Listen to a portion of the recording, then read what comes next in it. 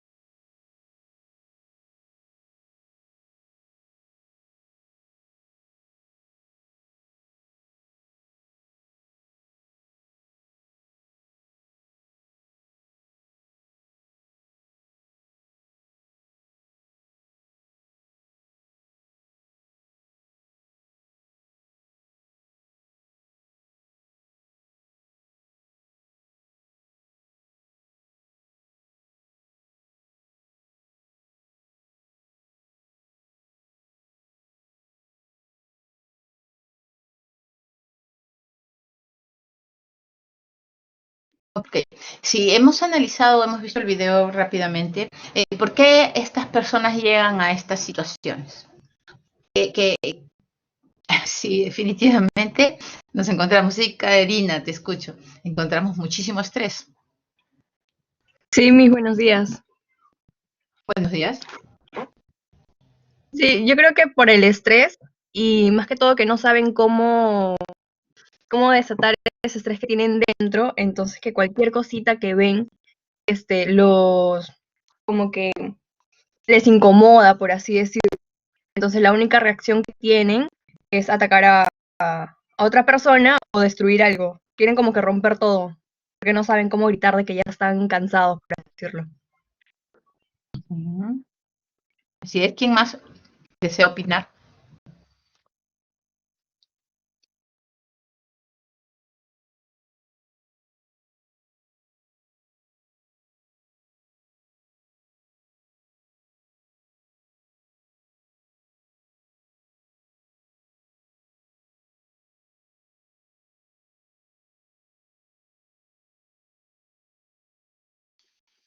cierto, no están cómodos.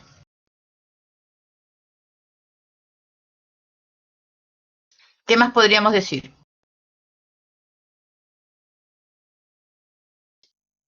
¿Qué repercusiones encontramos, por ejemplo, ¿no? ¿Qué sucede con estas personas? Sí, Henry. Y más allá del daño que generan después de haber realizado su desfogue, hay problemas que no pueden solucionar desde tiempos anteriores. Ese es el resultado de algo. Y, o sea, antes aseguro que no supieron cómo lidiar con esto y todo se fue acumulando. O sea, nunca se dieron el tiempo de aprender técnicas de relajación. O sea, obviamente en el trabajo uno se estresa, pero nunca puedes reaccionar así, nunca debes agredir a alguien. Ok, entonces, sí es cierto, ¿no? Las personas se van, como ustedes mencionan, ¿no? Está fastidiada, aburrida, cansada, ya no te sientes cómodo. Entonces las personas comienzan, por ejemplo, a sentir que se van desbordando, desbordando, desbordando. Entonces cuando ya algo se va desbordando, llega el momento en que ya no tienen control sobre su comportamiento. Lógicamente, como una persona, ¿no? Conoce su comportamiento, conoce su temperamento, sabe que nunca debe reaccionar de esa manera, pero sin embargo, ¿no? Hay personas que reaccionan. Ahora, la pregunta es, ¿de qué cosa es capaz un ser humano? ¿De qué cosa eres capaz tú como ser humano? Bueno, capaz, profesora, yo soy capaz de cualquier cosa, ¿no? De todo.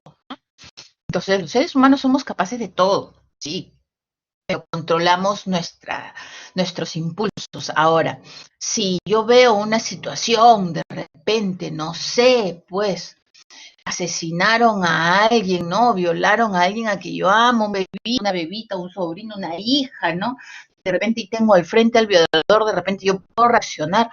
Las personas pueden reaccionar, es probable que sí, ¿no? Que tú en una situación así extrema puedas reaccionar, o de repente hubo un temblor, un terremoto, se cayó el techo, ¿no? Entonces una situación extrema, entonces la gente puede reaccionar, sí puede reaccionar, ¿no? Pero los seres humanos tenemos esa tendencia, ¿no? A poder reaccionar sin haberlo pensado previamente.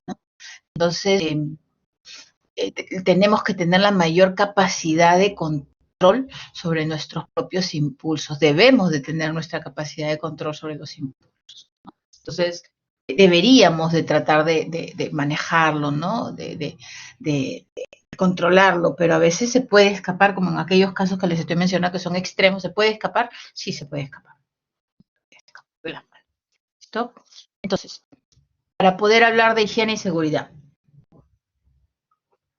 habíamos dicho ya de que vamos a tratar dos temas: higiene, seguridad laboral y salud ocupacional. ¿Qué cosa es la higiene? Las condiciones del entorno laboral que garantizan la salud física y mental de las personas.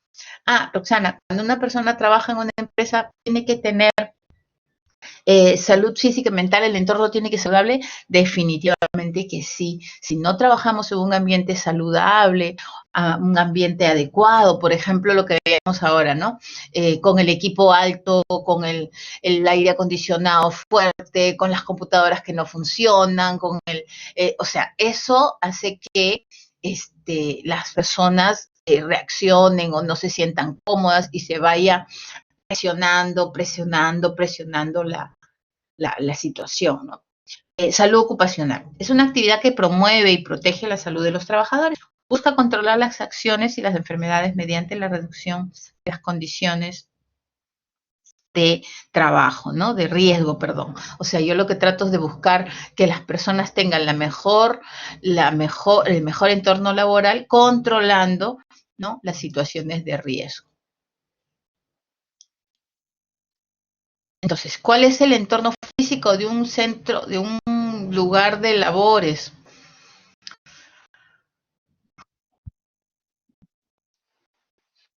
El entorno físico va a ser definitivamente la iluminación, la ventilación, la temperatura, los ruidos, ¿no? Si hay comodidad o no hay comodidad. El entorno psicológico, ¿a qué se refiere el entorno psicológico? Cómo las personas trabajan contigo, o sea, con quiénes trabajas. ¿Tú has trabajado alguna alguna vez con alguien, con la persona que es muy difícil de trabajar porque tú dices, esta persona es agresiva o es una persona que por más que le decimos que todos estamos resfriados, prende el aire acondicionado o abre las ventanas o cierra las ventanas o genera conflicto, genera molestias, ¿no? Siempre hay ese tipo de personas. Entonces eso es el entorno psicológico, ¿no? En mi clase sí, siempre han habido, o sea, todos. Hay profesores que ponían el aire muy frío. Sí, eso sucedía en el aula, ¿no? A veces ponían el aire muy frío, el aire muy caliente, ¿no? Eso depende mucho. A veces los profesores vienen de una aula, vienen de otra y sí, pues lamentablemente la situación se pone un poco complicada, ¿no? Pero yo creo que todo se puede solucionar cuando se conversa, se habla, ¿no? Sí, hay profesores que no les gusta, pues quieren poner el aire acondicionado. Bueno, entonces el entorno psicológico tiene que ver con las conductas de las personas, ¿no? Y las conductas de las personas pueden generar estrés o pueden generar, ¿no es cierto?, el manejo de la situación. De todo hay mis alumnos molestosos. También hay alumnos en clase. O sea, de todo hay, ¿no? En las aulas, cuando hay un grupo humano, en la empresa también, ¿no? A veces tú quieres trabajar y hacer un buen trabajo, pero lamentablemente las personas no siempre te permiten trabajar, ¿no? A veces hay personas que en la empresa, lo que mencionan, ¿no? Es el aire acondicionado, es la puerta cerrada, la puerta abierta, son N situaciones, ¿no? Entonces, lo que se debe de hacer es basarse siempre en las relaciones humanas, o sea, conocer siempre dónde terminan mis derechos y dónde empiezan los derechos de las personas, para yo poder, ¿cierto?, vivir en un entorno de justicia, de equilibrio sobre todo, ¿no? Y el otro principio ergonómico es las máquinas, los equipos. Por ejemplo, ahora estamos viendo mucho ese tema, ¿no?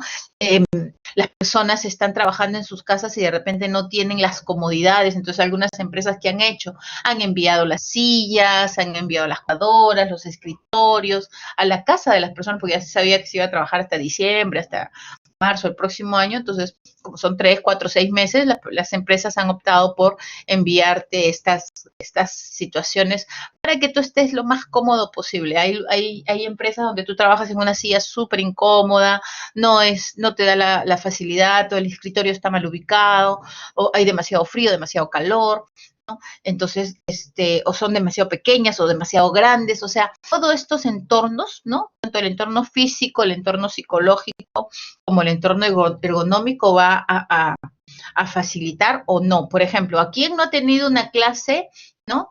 Y de repente cuando estás haciendo el entorno físico, ¿no? Cuando estás haciendo la clase, tienes que prender el micrófono y de repente el vecino comienza a taladrar, ¿no? O comienza alguien a tocar timbre o alguien a gritar. O sea, se ha encontrado en esta situación actual, ¿no? De pandemia, todos los días se tiene una problemática porque no puedes controlar el entorno social, el entorno de afuera, ¿no? El externo. Entonces, ya tienes que adaptarte. Entonces, el tema de seguridad laboral.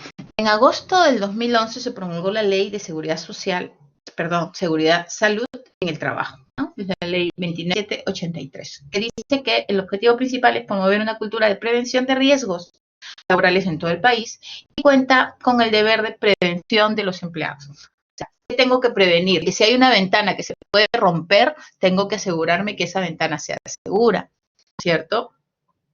Tengo que prever que las personas estén seguras en su entorno físico, en su entorno psicológico, en todos los entornos en realidad, ¿cierto? Entonces, tiene el objetivo de promover esta prevención de riesgos que muchas veces no se consideraban antes, ¿no? Las empresas con 20 años o más, con 20 o más trabajadores deben constituir un comité de seguridad y salud en el trabajo, y dicho comité estará conformado por igual número de representantes, ¿no? Tanto de la empleadora como de trabajadores. Esta ley es aplicable a todos los sectores, ¿no? Tanto empresas privadas como el sector público o estatal, ¿no? Y la ley establece la prevención de todo tipo de riesgos laborales viendo que las empresas y los colaboradores tengan protección, ¿no? Siempre. Entonces, esto es una ley. Entonces, como dice, ¿no? Todas las empresas, públicas o privadas, algunas dicen, no, yo soy privada, yo hago lo que quiero. No, así no. Todas las empresas deben de tener aceptar y manejar esta ley, porque es una ley, ¿no? Las leyes se tienen que cumplir simplemente. ¿Listo? Los accidentes laborales y su clasificación. ¿Existen diferentes tipos de accidentes laborales? Sí. Listo. Entonces, por ejemplo, ¿no? Un accidente es un evento no predeterminado que se produce o que produce un daño considerable, ¿no? Entonces, a veces en el trabajo nos podemos, pues, lastimar con un lapicero, ¿no? A veces te cortas un dedito con, pues, con una aguja, ¿no? Algo que se pueda manejar, eso sucede en todo sitio, en tu casa, en la esquina, en la calle o en cualquier lugar, ¿no? Ese no es un accidente. Un accidente es aquel que puede producirse estando dentro del entorno laboral y que puede generar, ¿no? Un daño considerable. Entonces, accidente de trabajos, ¿no? Podríamos ser sin separación del trabajo, ¿no? No está registrado. Accidente con separación del trabajo porque tiene incapacidad temporal, se lastimó un pie, se cayó de la escalera, ¿no? Incapacidad parcial permanente, de repente hubo algún incidente grave, hay personas que trabajan con máquinas, por ejemplo, en lugares donde se trabaja con electricidad, con máquina, es mayor el cuidado que se tiene que dar a esta incapacidad total permanente o algunas situaciones que llevan a la muerte, por ejemplo, ¿no? Había un trabajador que estaba cortando y de repente se cortó el dedo, ¿no? Se mutiló el dedo, entonces incapacidad parcial, incapacidad total o definitivamente aquellas personas que trabajan con electricidad, ustedes han visto, recibió un corte golpe fuerte de luz, incapacidad total o permanente, ¿no? Falleció la persona. Entonces, los accidentes deben de ser registrados y se debe de tener un cuidado y un control sobre los tipos de accidente que puedan existir en la organización. ¿Listo? Hay condiciones inseguras por la electricidad, lo que estábamos viendo, ¿no? Entonces, cuando yo tengo este tipo de conexiones, por ejemplo, ¿cuántas veces he hecho este tipo de conexiones en casa, por ejemplo, ¿no? Entonces, eso es incorrecto, no se debe hacer ese tipo, ¿no? Equipamientos sin protección, procedimientos arriesgados, almacenamientos inseguros, iluminación deficiente, ¿no? Temperatura elevada, ¿no? O por el contrario, muy baja, condiciones físicas o mecánicas inseguras. Todo ese tipo de situaciones se tienen que prever. Actos inseguros, por ejemplo, cargar materiales pesados, usar equipamiento inseguro, no usar procedimientos, o sea, todo tipo de situación de riesgo debe de tener un protocolo de seguridad. Por ejemplo, ustedes recuerdan el tema del licenciamiento, ¿no? El tema del licenciamiento, uno de los índices, indicadores que tenía gran problemas las universidades era el tema de la seguridad.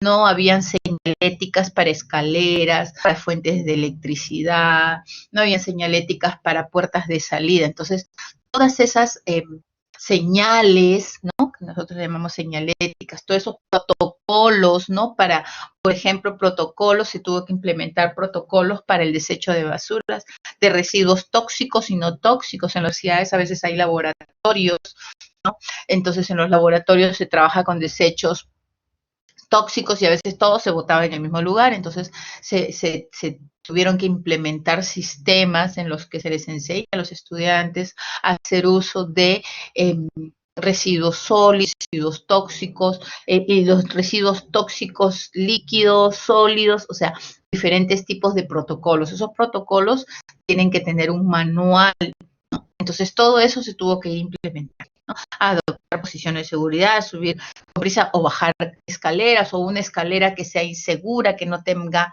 por ejemplo, las barandas de seguridad, como dice el protocolo, o de repente extinguidores, ¿no? Los extinguidores que no están ubicados en el lugar pertinente o el tipo de extinguidores, porque hay diferentes tipos de extinguidores dependiendo del lugar en donde estemos. Hay unos extinguidores que son para determinado tipo de organizaciones, empresas que son grandes o algunas que son de papel, ¿no? O dependiendo del tipo de material con el que se trabaja. Entonces, todos estos elementos de seguridad deben de ser manejados, controlados, evitados.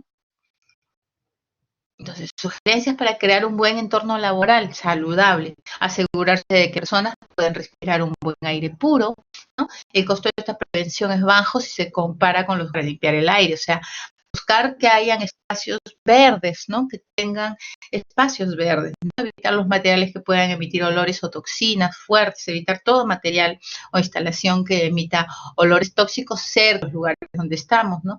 Proporcionar entornos laborales sin humo, ¿no? Designar un lugar al aire libre, lejos de otras personas, ¿no? Mantener ductos limpios y secos, ¿no?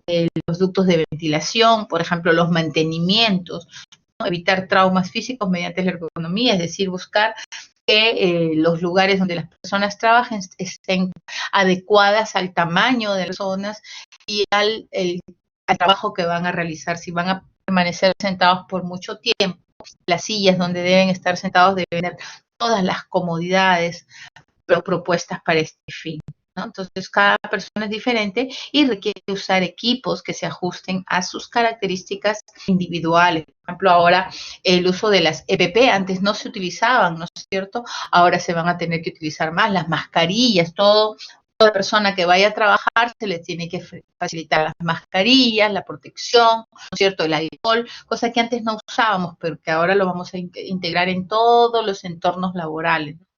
El estrés se genera, ¿cierto? Porque la persona siente que se le exige más de lo que en realidad puede dar, ¿no es cierto? Es un desequilibrio entre las aspiraciones y la realidad de las condiciones de su trabajo. La diferencia percibida entre las demandas profesionales y las capacidades, ¿no? Las fuentes principales son las causas ambientales, el ruido, el trabajo intenso, la seguridad, ¿no? Y las causas personales, por ejemplo, los workaholics. Hay personas que son adictos al trabajo, les encanta el trabajo, ¿no? Y no prevé que debe de descansar un momento. Por ejemplo, ahora se tiene muy claro, inclusive las clases, ¿no? Las clases no deben de permanecer, no debe de darse una clase consecutivamente más de 40, 45 minutos, ¿no? Por eso estos descansos de 5 o 10 minutos, porque el cerebro necesita asimilar toda la información que recibió. Si no, estás haciendo un trabajo inadecuado, ¿no? Entonces, dar un espacio para que la persona descansar, la atención descanse, ¿no? Te pongas de pie, camines un poquito, vayas a los servicios y continúes. Pero, por ejemplo, hay personas que se sientan 4, 5, 6, 8 horas y no se paran del trabajo porque tienen ese tipo de conducta, ¿no? Escasa paciencia, poca salud precaria, poca autoestima, ¿no? A veces pensar de que si no haces un bien trabajo las personas no van a estimar. Entonces, son una serie de elementos y situaciones que genera esta situación de trabajo. ¿Qué factores de estrés en la vida de cada persona? Van a haber muchísimos factores que pueden generar el estrés. En primer lugar, ya la persona tiene una característica de enfrentar situaciones complejas, ¿no? Entonces, hay personas que tienen una mayor capacidad para enfrentar una situación compleja y hay personas que arremeten. Por ejemplo, hoy día hemos visto varios ejemplos en el video, ¿no? Entonces, por ejemplo, en el del ascensor, estaba tratando de paciencia, soportar, pero en realidad a veces es agotador cómo las personas no respetan los derechos de los demás. Si tú llegaste tarde y ves que ya está cerrado el ascensor, déjalo que se vaya, no sabes cuánto tiempo han estado. Y eso pasa mucho en la universidad, por ejemplo, ¿no? A veces ya estaba el ascensor subiendo y te paran el ascensor porque alguien quiere subir. ¿Y cuántos pisos va a subir? Un piso, ¿no? Por eso que los ascensores, si ustedes recuerdan, en algunos locales se iban de frente al cuarto piso. Porque si estás en el segundo o en el tercero, puedes hacerlo rápidamente caminando. Te vas a hacerlo más rápido subir y bajar que es hacer la cola para el ascensor. Entonces, los ascensores generalmente del cuarto piso para arriba, bueno, sí, ya implica 4, 5, 6, 8 pisos, ya, bueno, hay que usar el ascensor, ¿no? Pero a veces, a mí me ha pasado, ¿no? Subía al ascensor y estaba segundo, tercero, ¿no? Y en el tercero subía un montón, bajaba en el primero, entonces, y tú que estás apurado, pues a veces sí puede generar, pero nadie va a agarrar pues, a librazos o malintencionados a los alumnos, ¿no? Entonces, armarse de paciencia, ¿listo? Entonces, ese tipo de situaciones pueden reaccionar. Ahora,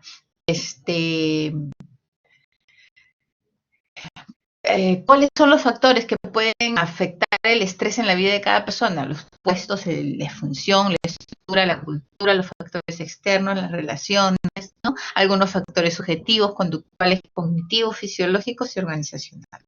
Todos y cada uno de estos factores puede influir en el estrés de la vida de la persona. ¿Pero qué es el estrés? El estrés es una especie de reacción que tiene la persona cuando exige lo que en realidad puede hacer.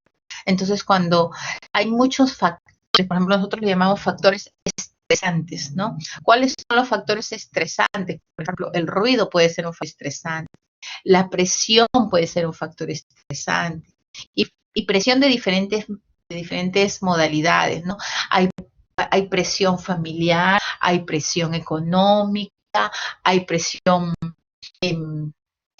estudiantil, ¿no? Académica, hay presión laboral, hay presión del jefe, hay presión del esposo, hay presión de los hijos, o sea, la presión puede venir de diferentes lugares.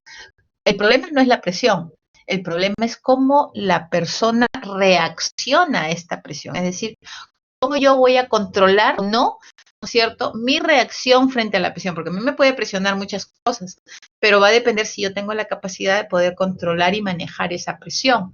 Entonces, si yo encuentro, como decía, ¿no?, está muy preocupado, si tiene solución, no te preocupes, ¿para qué te angustias si tiene solución? ¿No? Es otro problema, ¿no? Y no tiene solución, no tiene, ya sabes que no tiene solución, entonces no te preocupes, no tiene solución, ¿para qué te haces bolas? Si no se va a poder solucionar, simplemente mantén, controla, actúate, ¿no? Adáptate en el último de los casos. Los seres humanos tenemos la gran capacidad de la adaptación. Por ejemplo, estoy estresado, no aguanto estar en mi casa, la presión de la pandemia. ¿Qué puedes hacer? ¿Tienes solución? Por el momento no. Entonces asúmelo. Adáptate. Entonces no generes más presión a la situación, sino por el contrario, busca mecanismos que te permitan adaptarte. Pero hay personas que no lo soportan. Entonces, que están en casa todo el día peleando con uno, peleando con el otro, rompiendo las cosas. ¿Qué sentido tiene? Ninguno, ¿no? Entonces, en el puesto de trabajo, por ejemplo, la sobrecarga, la rigidez, la monotonía, la programación, todos esos elementos van a influenciar negativamente para que la persona se sienta estresada. ¿Cómo pueden generar estrés como una situación del entorno, ¿no? Funciones, por ejemplo, cuando yo no tengo claro las funciones que tengo que desarrollar, hay ambigüedad, es decir, soy jefe de esta oficina o soy jefe o no soy jefe, estas son mis funciones o no son mis funciones. Entonces, cuando hay ambigüedad en el trabajo, eso también genera, ¿no?, una sensación de estrés. Cuando hay muchos conflictos, ¿no? Conflictos con las jefuras, conflictos con las personas que trabajan contigo, conflictos con las personas que no te apoyan o con la responsabilidad y el compromiso. O sea, puede haber muchísimas situaciones que generan conflictos. Las estructuras, por ejemplo, la mala comunicación existente de repente con la familia o con las personas que trabajan, no sabes, no te dicen, entonces desconoces, luego te preguntan, ¿y por qué no lo hiciste? No lo sabías. Poca participación, poca coordinación, mucha rigidez, la cultura, la inequidad, los sesgos, el poco progreso, la poca participación, todos estos elementos también generan, ¿no?, conflicto. Los factores externos en la familia, ¿no?, la economía, ¿no?, la vida en particular, ¿no?, las deudas, ¿no?, la comunidad donde tú vives, las situaciones sociales, políticas. Por ejemplo, ahorita se está desbordando las cosas políticas, ¿no? Hay presión, la gente está en las calles. Las relaciones también, las relaciones con la familia, con la pareja, los subordinados, con los colegas, ¿no?, con los amigos, con los clientes, ¿no? ¿Qué tipo de relación tienes con los clientes? O sea, todos estos elementos van a interactuar como elementos que generan estrés. ¿Por qué? Porque las personas tienen algunas necesidades, aspiraciones, quieren tener estabilidad emocional, experiencia, flexibilidad, tolerancia, ¿no?, la autoestima y las pautas de comportamiento. Todas ellas van a ser o que manejes bien la autoestima o que no la manejes bien. ¿Y cuáles van a ser las consecuencias? Bueno, subjetivas. La persona va a sentir mucha ansiedad, se va a sentir muy cansado, ¿no?, va a tener mucha fatiga, va a estar muy preocupado, va a sentir mucha culpa, ¿no? ¿Cuáles son las consecuencias conductuales del estrés? Bueno, podemos encontrar que nos equivocamos, hay accidentes permanentes o errores, ¿no? Y eso es en el aspecto conductual. En el aspecto cognitivo, o sea, también en el aspecto cognitivo te puedes olvidar. Me olvidé que tenía una clase, me olvidé por completo que tenía la clase, o me olvidé que tenía que hacer ¿cómo te vas a olvidar? Me olvidé, no me acordé, para nada me acordé, ¿no? Como que estuvieras en blanco, ¿no? poca concentración, te equivocas, ¿no? Tomas malas decisiones, me equivoqué, no debía hacerlo así, no sé qué estaba pensando y tomé una mala decisión. ¿No? Fisiológicas también, como decíamos hace un rato, una fatiga, un cansancio, puede comenzar a subirte la presión, puede bajarte la presión, puede darte dolor de estómago, puede darte dolor de cabeza, puede darte dolor de espaldas, ¿no? Entonces las personas pueden comenzar a sentir, ¿no? Muchísima presión, ¿no? Y comenzar a manifestar conductas fisiológicas, ¿no? Y llegar incluso a la depresión en algunos casos. Organizacionales puede presentarse el ausentismo, es decir, la gente dice no quiero trabajar, bueno, ahora no se puede ver, ahora no puede haber ausentismo, salvo que no te reportes, y en algunos casos hay, llamas por teléfono, mandas correo, nada, no te contestan, ausentismo total, rotación, baja productividad o poca calidad en el desempeño. Entonces, todos estos son elementos o situaciones que se presentan cotidianamente en el tema del estrés. ¿Qué cosas podemos hacer para reducir el estrés? Bueno, para poder reducir el estrés podemos hacer algo como, vamos a darnos 5 minutos para asumir asimilar todo el conocimiento que hemos tenido hasta el momento. Son 10 y 10, retornamos 10 y 15, por favor, para continuar con la clase. ¿Les parece? ¿Me puede dejar, pero en la PPT? ¿Perdón? ¿Me puede dejar en la PPT anterior, please? Claro que sí. Pero igual la pueden encontrar ustedes en el Blackboard. En el Blackboard, en la sesión presencial, ahí pueden descargar la PPT si la necesitan. 5 minutos.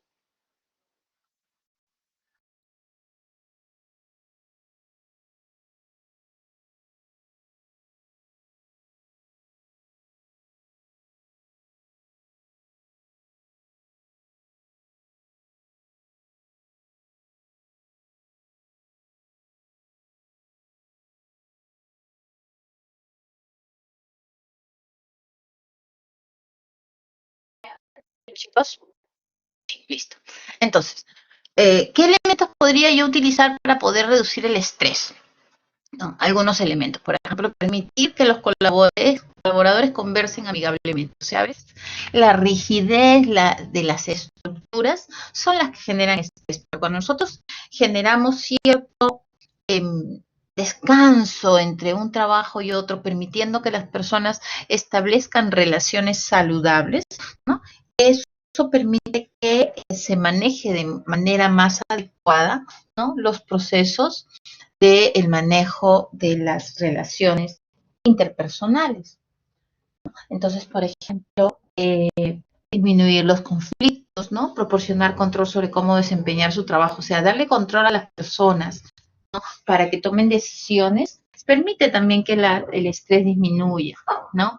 Hablar abiertamente con los trabajadores, es decir, darles la oportunidad que las personas se puedan expresar, también permite que disminuya el estrés, ¿no?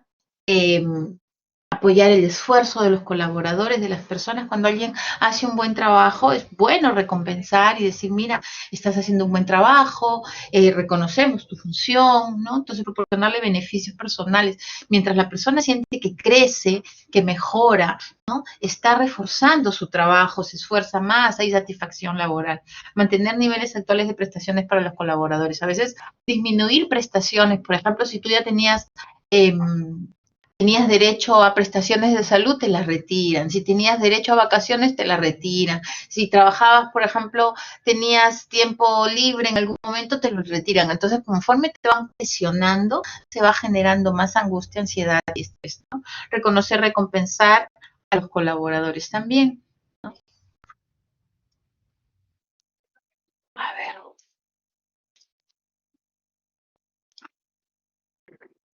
Calidad de vida del trabajador. Esto también es importante, ¿no? La calidad de vida se tiene que buscar que las personas tengan una mejor calidad de vida. En la medida que la persona mejore, sienta que está pagando mejores lugares para, de repente, estudios de los hijos, lugares de viviendas más cómodos, pueda ir mejorando su calidad de vida, entonces la persona siente que está avanzando, que está mejorando, ¿no? Entonces la calidad de vida del trabajador se utiliza como indicadores de experiencias, ¿no? la satisfacción de las personas, ¿no? Implica un profundo respeto a las personas, ya que las empresas solo pueden alcanzar grados elevados de calidad y productividad si cuentan con personas que están motivadas.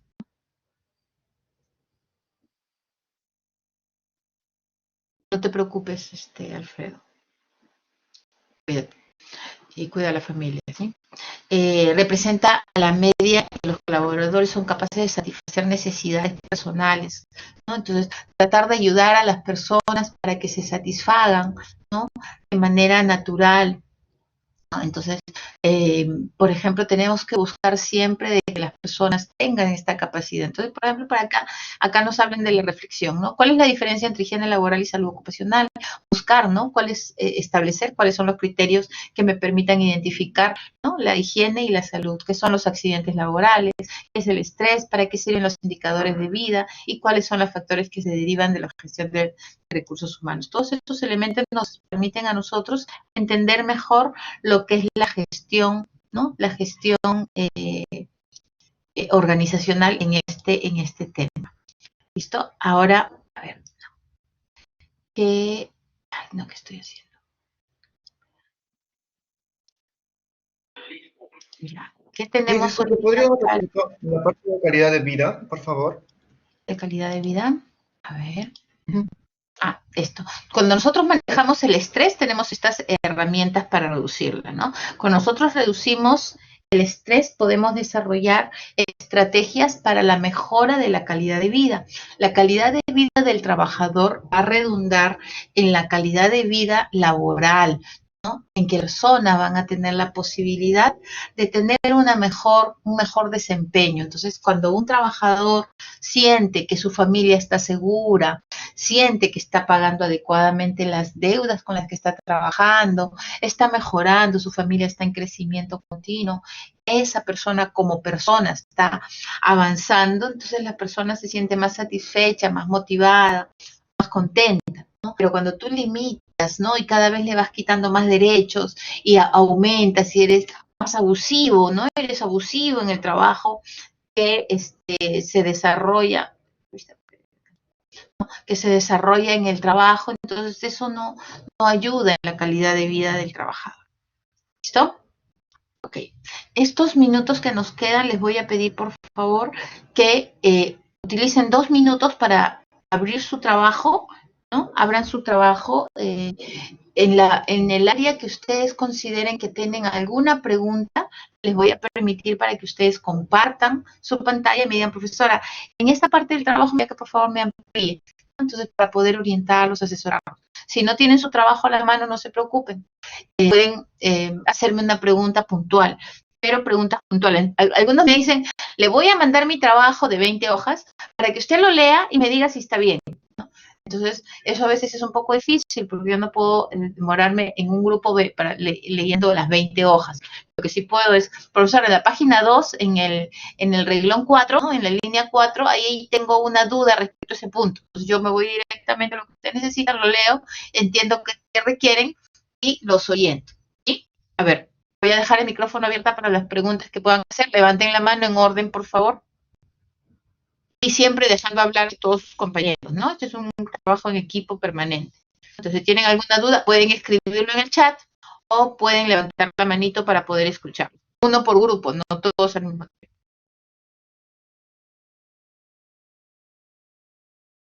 Voy arreglando todo para tomar la asistencia.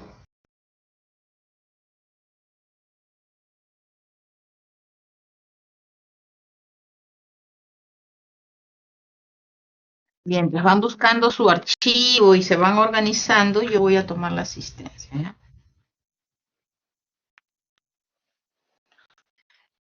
Aguilar, ya saben que pueden levantar la mano o prender su micrófono, no hay ningún problema. Aguilar, Henry, Paulina Aguilar.